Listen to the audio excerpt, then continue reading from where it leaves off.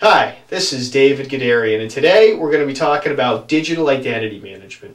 Now, this concept is something we've spent a great deal of time here at Gadarian Digital focused on, really examining and exploring. We found that by putting a process and a body around this type of thinking, it's really enabled us to bring a big edge to our clients. So most of our clients happen to be businesses, but certainly if you're an individual or even an organization, I think you're going to see some real nice benefits from watching at least how we approach this space. Now, we have in the center here, we have what we consider to be the primary channels, and I'm going to touch on these momentarily. And then outside of the primary channels, we have what I like to call the pillars.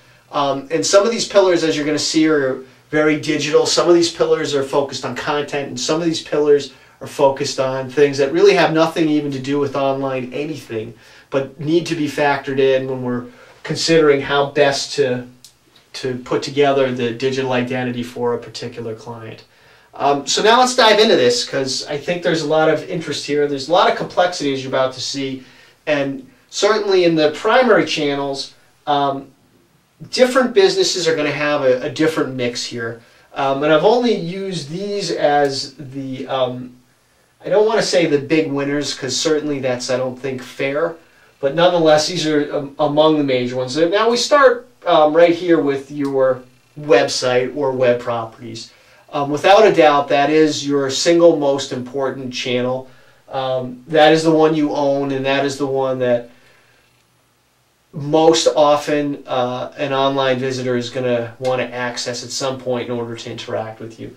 Of course, we get into social media, and social is becoming more and more important as we continue to kind of evolve what the online world looks like. We got Facebook, we got Twitter, we got LinkedIn, and within your digital identity, you're going to take a different approach to each of these spaces, because each of these different networks or channels, they really demand it. They're built differently. Their audiences are uniquely conditioned to operate in a very specific manner. Of course, we get into video. Video offers a whole richness that, while it presents its own set of challenges, certainly it's a very engaging property. Google has Google+, and then we get into what the consumer's doing, whether that's consumer curation, which is sites such as StumbleUpon, or even Reddit is right now, I think, the big winner. And of course, consumer review, third-party review, and these are very important for a lot of reasons. We're going to explore a couple of different ways into all of these areas momentarily. As we get a little further along in the circle here, we have spend.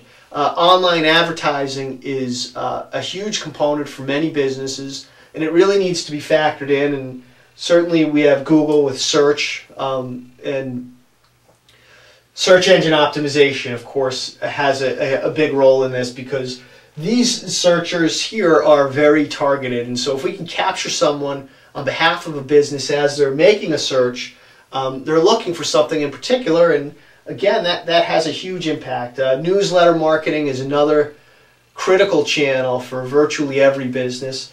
And a lot of people tend to neglect their inbox as a channel, but there's a lot of weight that you can really garner from and through your inbox. And the thing that's kind of interesting about all of these is none of them operate in a siloed environment. At least the approach we take, we tend to view all of these things as really kind of connecting right here at the center.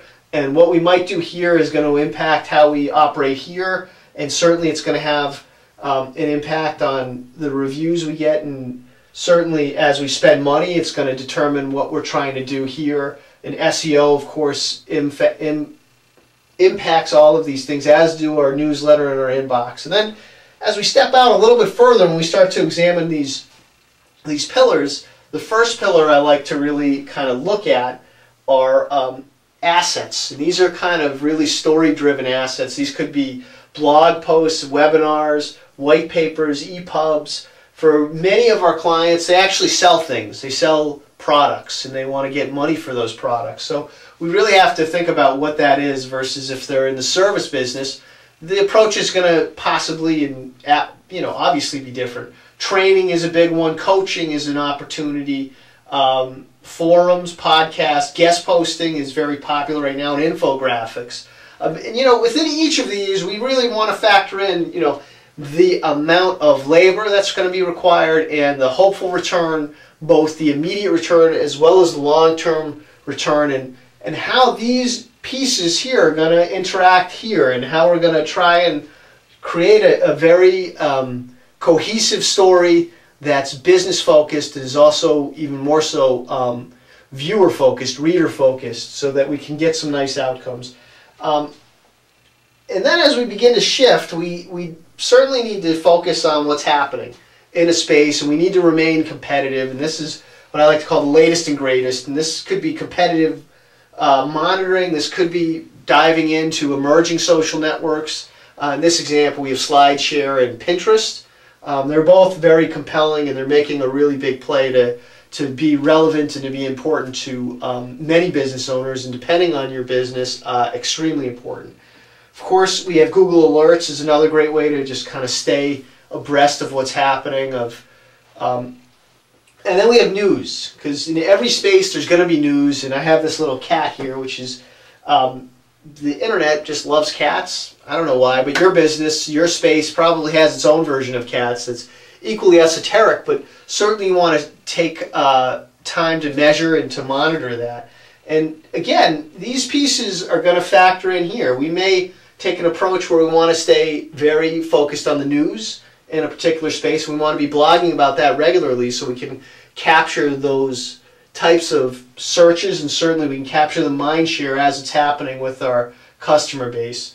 And then we come over here, and this is a totally different area, and this is one that, you know, a lot of our clients need a lot of help with, and we're happy to assist it, but it's certainly something that you need to think about. And this is really in the realm of technology and these kind of deeper things. And the first place we start is just security. And you know, it's a huge drain to have to think about security, but we all have to. We certainly don't want our business to get hacked, and if we're doing things with our customers, we want to keep that data safe, and that's where we get into data and storage and how we do backups for our site, and generally how we might want to share information within our business and possibly outside of our business. And that could be things like cloud sharing, and there's a number of really strong and compelling players in the cloud sharing space. So different businesses, we're going to possibly make different suggestions and different mixes.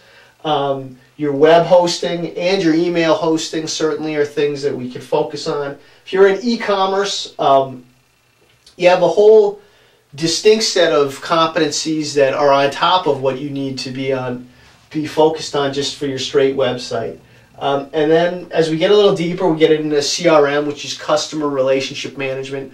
There's a lot of different alternatives in that space as well. And as you focus on CRM, you're going to be coming back here. You're going to think about what you're going to be blogging about, what your newsletters are going to be. If you're doing webinars and white papers and e-publications, if you have training and coaching, those things are all going to factor into the CRM.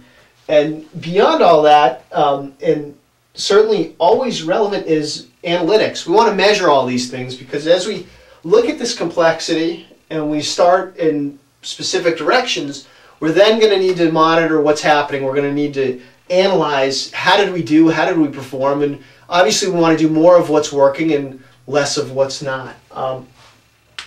And then there's this other whole area, which is, I consider, the fourth pillar, which is things that really don't have anything to do with the practice of digital identity per se, at least from terms of what our firm does, but nonetheless are very important for what a business does. And these are kind of 1.0 things. These could be public speaking opportunities. These could be going to big events or renting space at a convention. These could be postcards, brochures, and certainly trying to get press mentions as well is another big one in this kind of 1.0. And whatever other kind of elements they're doing, and if they're a brick and mortar environment, certainly 1.0 has a huge impact on how we're going to kind of approach the digital identity management for a particular entity.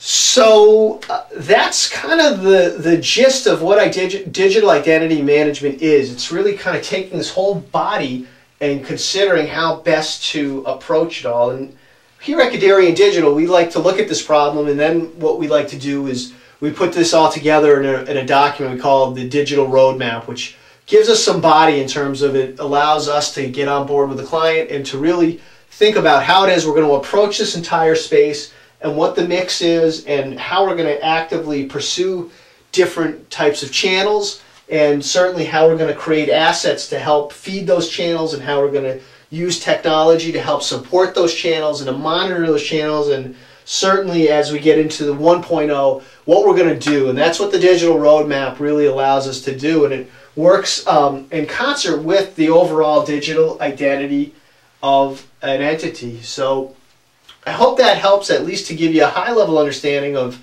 how we like to look at the space of digital identity management. And certainly I hope that you get to take some of these ideas and put some thinking around it in your own mix as well. Okay, thank you.